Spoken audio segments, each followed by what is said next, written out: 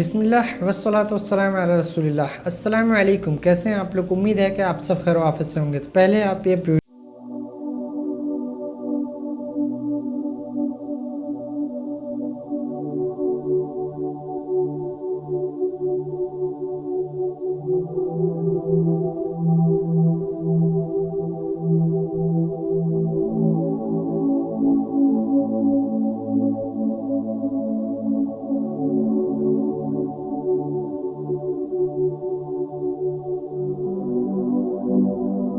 بند کا تاریخ کے اندر ہر کردار نرالا ہے رب کی۔ تو میرے بھائیو، آپ نے ویڈیو دیکھی کس طریقے کا قبر جو ہے بنا ہوا ہے، بالکل بریلیوں کے جیسا قبر جو ہے اونچا ہے، ہائٹ ہے، لیکن اس کے بیچ میں ایک گڈھا ہے جہاں پہ قبر جو ہے وہ کچا ہے۔ حالانکہ وہ قبر پورا پکی بنی ہوئی ہے، لیکن اس کے بیچ میں تھوڑا سا مطلب گڈھے کے جیسا ہے، اسکوائر سائز کا وہ لوگ چھوڑ دیے ہیں، وہاں پہ مٹی کچا رکھے ہیں۔ تو میرے بھائیو، میں کہہ سکتا ہوں کہ یہ قبر جو ہے نہ کچی ہے نہ پکی ہے، دونوں کے بیچ والی۔ تو میرے بھائیو، قبر کو کچا کرنا یا پھر اس کو پکا کرنا، کتنا ہائٹ رکھنا چاہیے، اس کا جو ہے کمپلیٹلی آج بیان کریں گے انجینئر محمد علی مرزا صاحب۔ اور یہ جو ویڈیو ہے یہ دیوبندیوں کا لگ رہا ہے جو قبر ہے، اور مفتی طارق مسعود حفظہ اللہ بھی کچے قبر اور پکے قبر کے بارے میں کیا کہتے ہیں میں آپ کو سناؤں گا۔ آئیے اللہ کا نام لے کے شروع کرتے ہیں۔ اچھا، سورہ کہف کی آیت 21 کا ترجمہ جو ہے نا وہ میں ڈاکٹر طاہر القادری صاحب کا پڑھتا ہوں، اور اس کے بارے میں آپ سے رائے لینی ہے۔ جی بتائیں۔ اور اس ترجمہ وہ انہوں نے کیا ہے پورا، میں سمجھ گیا ہوں، یہ بڑے کریٹیکل سوال ہے، تو آپ یہ مطلب یہ ترجمہ پڑھیں، مجھے تو پتہ ہے یہ آیت کون سی ہے۔ تنزیل.com سے یہ ترجمہ میں نے لیا ہے، تنزیل.net سے۔ اور اس طرح ہم نے ان کے حال پر ان لوگوں کو ودن بریکٹس آ گیا جو چند صدیاں بعد کے تھے مطلع کر دیا، تاکہ وہ جان لیں کہ اللہ کا وعدہ سچا ہے اور یہ کہ قیامت کے آنے میں کوئی شک نہیں۔ جب وہ بستی والے آپس میں ان کے معاملہ میں جھگڑنے لگے،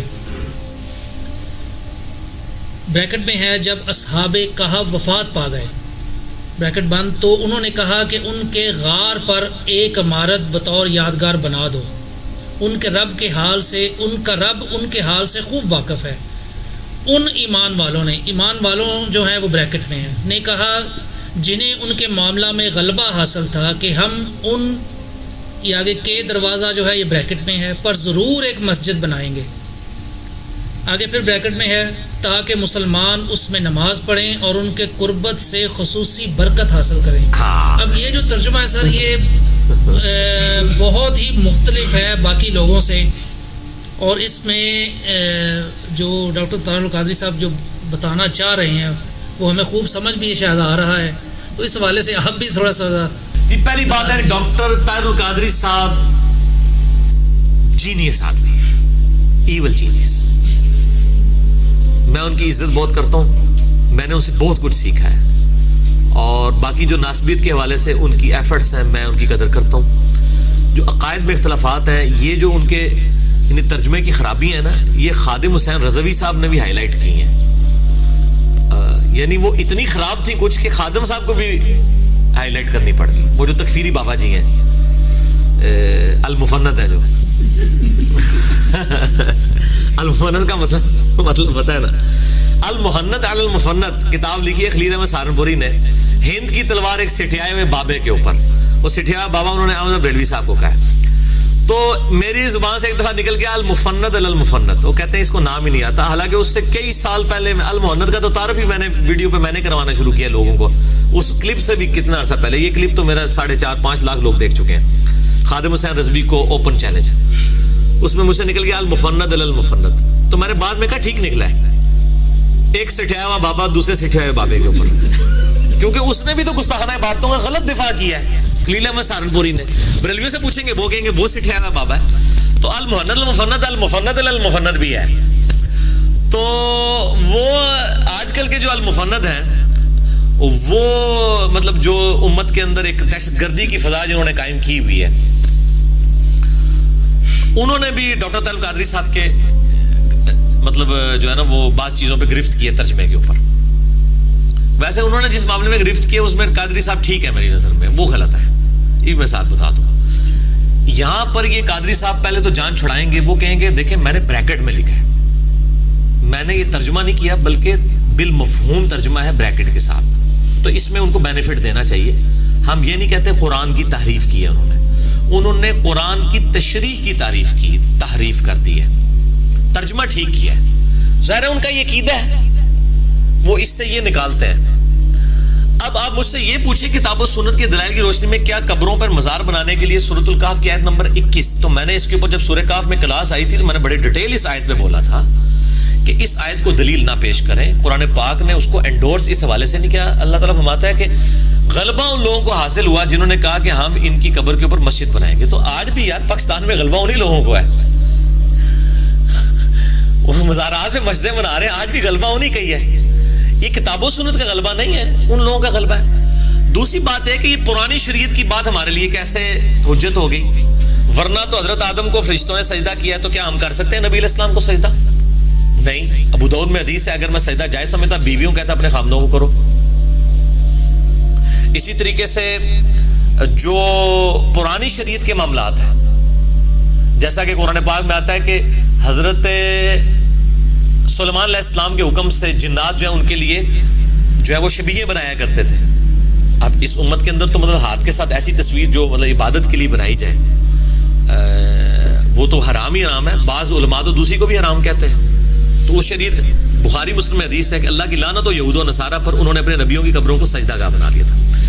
قبر کے اوپر سجدہ کرنا تو حرام ہے سب کے نزدیک. قبر کے ساتھ مسجد بنی ہوئی ہو اس کے بارے میں اختلاف ہے, لیکن احادیث کی روشنی میں سد ذریعہ کے طور پر ان سے بچنا چاہیے.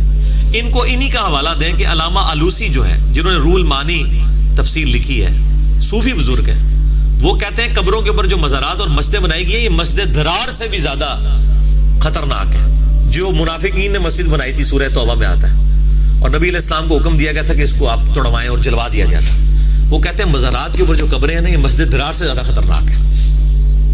ٹھیک ہے, اور یہ مزارات میرا مسئلہ نمبر 27 اس پہ ریکارڈڈ ہے, رسول اللہ علیہ وسلم کی آخری وصیت ہے, میرا یعنی ریسرچ پیپر ہے. میرے نزدیک تو تعلق قادری صاحب یہ پرانی شریعت کی مثالیں دے کے اس شریعت میں اس طرح کی چیزیں انجیکٹ نہیں کروا سکتے.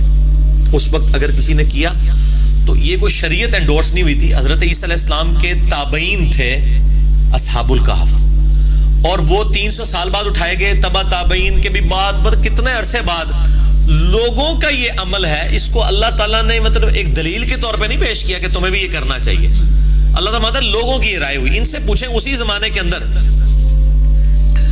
جو ہے وہ کیا حضرت عیسیٰ علیہ السلام کے بارے میں ڈیوینٹی لوگوں نے نہیں کلیم کر دی ہوئی تھی, تو کیا ان کے اس عمل کو ہم حجت مان لیں گے؟ ہمیں تو ہماری شریعت سے بات بتائی جائے کہ قبروں پر مزارات بنانے کے بارے میں, اور مسجد نبی کی جو یہ دلیل غلط دیتے ہیں وہ قبر رسول کے اوپر مسجد نبی نہیں بنی ہے. مسجد نبی کے ساتھ حجرہ تھا آپ صلی اللہ علیہ وسلم کا, اور جامع ترمذی میں حدیث ہے کہ نبی کو وہیں پہ دفنایا جاتا ہے جہاں پہ فوت ہو. وہ تو حجرے میں دفنایا گیا, وہ بعد میں توسیع کے دوران بیچ میں آ گئی ہے نا, تو وہ مطلب غلط ہوا ہے. ہم تو وہ قرآن و حدیث کا مسئلہ تو نہیں ہے. گنبد خضرا بھی 650 سال کے بعد رکھا گیا. میرا کلپ اب لاکھوں لوگ دیکھ چکے ہیں گنبد خضرا کے اوپر. گنبد خضرا کے خلاف سعودی مفتی کا فتویٰ آپ لکھیں تو وہ کلپ کھل جائے گا, اس میں نے سارے مسئلے بتائے. یہ بالکل باطل ہے ان کا رزلٹ نکالنا. ترجمہ ٹھیک ہے, جو بریکٹیں لگا کے کام غلط کیا اس کے الٹ ہی کیا ہوا ہے. آج کل کے جو مزار ہیں اس کے بارے میں کچھ تفصیلی بات ارشاد فرما دیں. صحیح حدیث ہے بالکل کہ آپ صلی اللہ علیہ وسلم نے قبر کو ایک بالش اونچا کرنے سے منع کیا اور قبر کو پکا کرنے سے بھی منع کیا. جب نبی کی صریح اور صحیح حدیث آ گئی ہے تو بحث ختم. چاروں ائمہ کے نزدیک, چاروں فقہا کے نزدیک اور تمام مکاتب فکر کے نزدیک قبروں کو پکا کرنا, ان کو اونچا کرنا یہ حرام ہے, گناہ کبیرہ ہے. عیسائیوں سے عبرت حاصل کرو, امریکہ اور UK کے قبرستان جا کے دیکھو, ان میں کوئی آپ کو ڈبل منزلہ قبروں پہ عمارتیں نظر. اہل کتاب میں بعض چیزیں اچھی رہ گئی ہیں کیونکہ یہ اہل کتاب میں بھی یہی تھا کہ قبر کو پکا کرنے کی اجازت نہیں, تو وہ لوگ اس پر عمل کر رہے ہیں.